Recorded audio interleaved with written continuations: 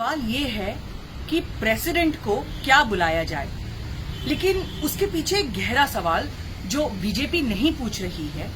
BJP की बहुत सारी महिला सांसदों ने ये कहा कि जैसे अधीर रंजन चौधरी जी ने प्रेसिडेंट मुर्मू जी को राष्ट्रपत्नी कहा और उसके लिए अधीर रंजन चौधरी जी ने माफी भी मांगी। लेकिन सवाल ये है कि प्रेसिडेंट यदि अंग्रेजी में एक जेंडर न्यूट्रल शब्द है, मतलब पुरुष हो या महिला आप उन्हें प्रेसिडेंट बुला सकते हैं, लेकिन हिंदी में इसका सही जेंडर न्यूट्रल शब्द क्या होगा? क्यों प्रेसिडेंट को हम राष्ट्रपति बुलाएं? क्यों ना हिंदी में एक जेंडर न्यूट्रल शब्द बनाया जाए?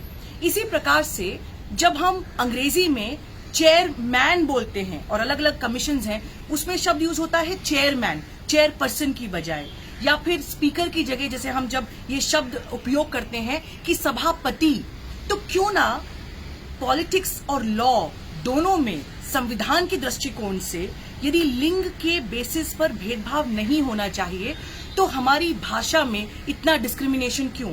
यदि कानूनों को उठा के देखें, सुप्रीम कोर्ट के जजमेंट्स देखें, तो आप हमेशा पाएंगे कि सारे कानूनों में जहां पे जेंडर को रेफरेंस नहीं है वहां पर भी जेंडर न्यूट्रल प्रोनाउंस यूज नहीं किए गए हैं।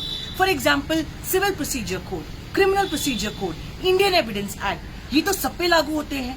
तो फिर यहाँ पर ही, हिम, हिस क्यों उपयोग होता है? क्यों हम महिलाओं को बचपन से ही भाषा के माध्यम से, सिस्टम से एक दूरी महसूस करने को कहते हैं?